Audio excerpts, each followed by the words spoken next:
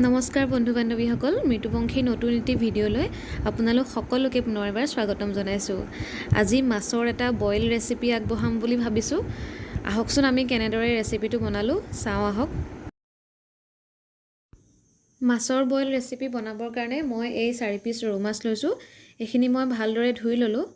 এতিয়া ইয়াতে মই অকণমান নিমখ দিম সোৱাদ অনুসাৰে আৰু দিম আধা চামুচ জালুকৰ গুড়ি। লগতে মই 3 ফুটা 4 ফুটামান নহৰু আৰু অকণমান আদা থেতেলিয়াই লৈছোঁ আৰু এটা পিঁয়াজ মিহি মিহিকৈ কুটি লৈছোঁ।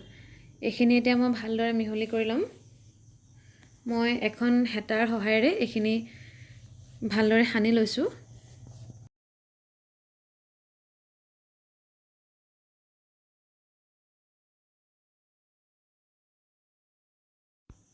এতিয়া মাছখিনি মই মেৰিনেট হ'বৰ কাৰণে আধা ঘণ্টামানৰ বাবে ঢাকি থৈ দিম।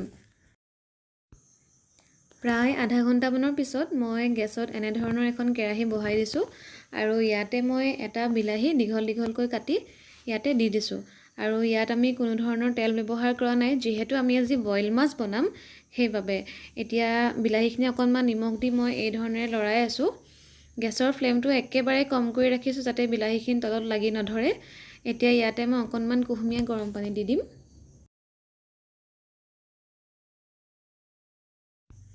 আৰু এতিয়া এই পানীখিনি উতলিবৰ কাৰণে আমি ৰাখি দিম। বিলাহীখিনিত আমাৰ উতল আহিছে। এতিয়া আমি ইয়াতে আগতেই মেৰিনেট কৰি ৰখা মাছখিনি দি দিম আৰু মাছখিনি দিয়াৰ পিছত আমি সাৱধানেৰে লৰাই দিম। আপোনালোকে চাব যাতে মাছখিনি ভাঙি নাযায়, সেইবাবে সাৱধানে লৰাব। এইখিনিতে মই এটা আলু দীঘল দীঘলকৈ কাটি ইয়াতে দি দিছোঁ। আপোনালোকে যদি ইচ্ছা নকৰে তেনেহ'লে নিদিব পাৰে।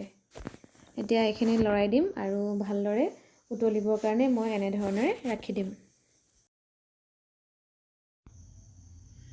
এইখিনি মই হাই ফ্লেমত প্ৰায় 10 মিনিটমানৰ কাৰণে ভালদৰে উতলালোঁ।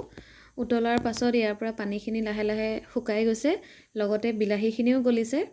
এতিয়া ইয়াতে মই এটা চিক্ৰেট ইউজ কৰিম।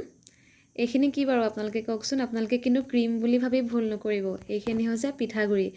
মই 1 চামুচ পিঠাগুড়ি অকণমান পানীত ঘুলি লৈ ইয়াতে ঢালি দিছোঁ। পিঠাগুড়িখিনি যদি আমি শুকানে শুকানে দিওঁ তেতিয়াহ'লে কি হয়, গোটা গোটা হৈ যায়।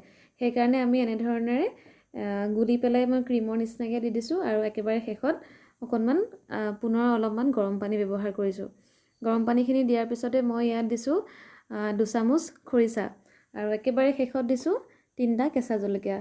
পুনৰ আমি এইখিনি ভালদৰে মিহলি কৰি ল'ম আৰু এইখিনি পুনৰ 10 মিনিটমানৰ কাৰণে আমি উতলিবৰ কাৰণে ৰাখি দিম। এইখিনি মোৰ প্ৰায় হৈয়ে গৈছে। এতিয়া ইয়াতে মই অকণমান মান ধনিয়া কুটি দিছোঁ। মান ধনিয়াখিনি দিলে গোন্ধটো বৰ ধুনীয়া আহে। পিঠাগুড়ি যিহেতু মই ব্যৱহাৰ কৰিছিলোঁ, সেইবাবে পিঠাগুড়ি ব্যৱহাৰ কৰাৰ বাবে মোৰ জোলখিনিও যথেষ্ট ডাঠ হৈছে। আপোনালোকে এনেদৰে পিঠাগুড়ি ব্যৱহাৰ কৰি চাব পাৰে। পিঠাগুড়ি নিদিলে অকণমান পনীয়া হয়, পিঠাগুড়ি দিলে জোলটো অকণমান ডাঠ হয়। চাওকচোন মোৰ জোলখিনি কিমান ডাঠ হৈছে। এয়া আমাৰ বইল মাছ ৰেডি হৈ গ'ল। ইয়াতে যিহেতু মই মান ধনিয়া দিছোঁ, খৰিচা দিছোঁ, সেইকাৰণে এই ৰেচিপিটো খাবলৈ বিৰাটেই টেষ্টি হয়। আমাৰ পৰিয়ালৰ সকলোৰে এই ৰেচিপিটো বৰ প্ৰিয়। আপোনালোকে এইটো ঠাণ্ডা বা গৰম দুয়োটা ছিজনতেই বনাই খাই চাব পাৰে। এবাৰ বনাই খাই চাবচোন আৰু কেনেকুৱা পায় মোক কমেণ্ট বক্সত জনাবলৈ নাপাহৰিব। আজিৰ বইল মাছৰ ৰেচিপিটো চাই যদি আপোনাৰ ভাল লাগিলে তেনেহ'লে মোৰ এই ভিডিঅ'টোত এটা লাইক কৰি দিব আৰু মোৰ চেনেলটোত প্লিজ ছাবস্ক্ৰাইব কৰি দিব। ইমান ধৈৰ্য সহকাৰে মোৰ ভিডিঅ'টো চাই থকাৰ কাৰণে আপোনালোক সকলোলৈ মই পুনৰ ধন্যবাদ জনাইছোঁ। আজিলৈ আহোঁ। ধন্যবাদ।